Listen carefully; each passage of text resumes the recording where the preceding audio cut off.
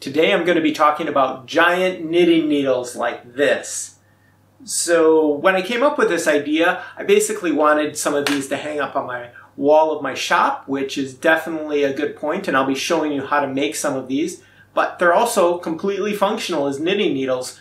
So we'll be showing some examples of the types of things you can knit with giant knitting needles like this later in the video. So here's a shorter version with a smaller tube here, and that just makes it easier to fit into the video. How do you make one of these? It's actually really simple. This end cap here is just a piece of plastic that I 3D printed. It sticks into the tube here. The same with the cone. It's just a 3D printed piece that sticks into the tube, and then the tube itself is just a piece of PVC tubing that I got from the hardware store. So making these, as long as you have access to a 3D printer, is pretty easy with the internet now. Even if you don't own one, you can have people make the parts for you. Normally the most difficult part with 3D printing is actually designing the parts to be printed. These parts I designed in a CAD program already, so there'll be no need for you to do that. I'll give away the parts that I've designed and I'll put them up on Thingiverse for free, and you can use them for your personal needs or even commercial needs. I allow people to sell parts using my files as well. You can modify them, pretty much anything you want to do with them. The only thing that I ask is that you give credit back to me as the original author. The price of 3D printers has dropped a lot in recent years, and even if you don't use a 3D printer enough to justify owning one, that's a good thing that the printers have reduced in cost, because that means there's a lot more services online that'll 3D print parts for you, and the cost of them has also reduced a lot. Another option is a lot of libraries now have a 3D printer, and you can go to your local library and just have the print made for you at your library. So definitely check those things out. One person who's been involved in the electric eel wheel community for a long time and been printing 3D accessories for the electric eel wheel is Joel. And I'll put a link into his store because I've talked to him about this project already, and he said he's definitely going to be carrying these end caps and points to various sizes of these giant knitting needles. Everybody seems pretty happy with his services. So if you live in the US, he's a good option, although certainly shop around and see if there's other options that work better for you. So normally I'll just release the STL files. Those are the files that I put on Thingiverse, and you can just 3D print them. However, for this project, I actually made this model in Fusion 360, and I made it parameterizable, which means I can change the size of it, which is nice because there's different size PVC tubing, and if you're using this file in Fusion 360, you can easily modify the part to fit any size PVC tubing. First off, Fusion 360 is free for most people. I do pay for it because my business makes enough money that I don't qualify for the free license anymore, but the vast majority of people out there would qualify for a free license, and installing Fusion 360, especially if you have a 3D printer, is, unless you have some other CAD app that you're already using, is probably a good idea. It allows you to modify and make your own 3D models. So with that out of the way, let me show you what I mean by, so this is a parameterized model, meaning that you can adjust certain things. So if I go into modify and change parameter, I've got PVC inner diameter and PVC outer diameter.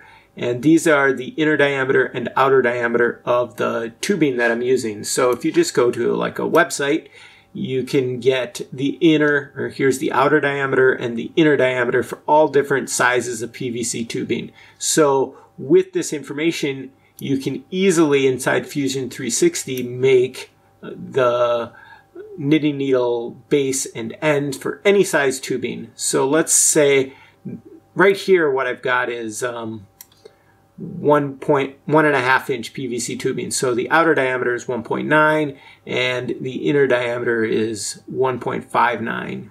So those values should match, yeah. So here's the 1.59 and the 1.9. So let's say we want to change to, let's say we're going to make some really huge ones and use 3-inch PVC tubing. So that means I need to change the outer diameter to 3.5 and the inner diameter to 3.042, and that's all I need to do. And there you go. And you can view the different pieces separately, and you then export them to an STL format, which 3D printers can consume. So there is where you would export it.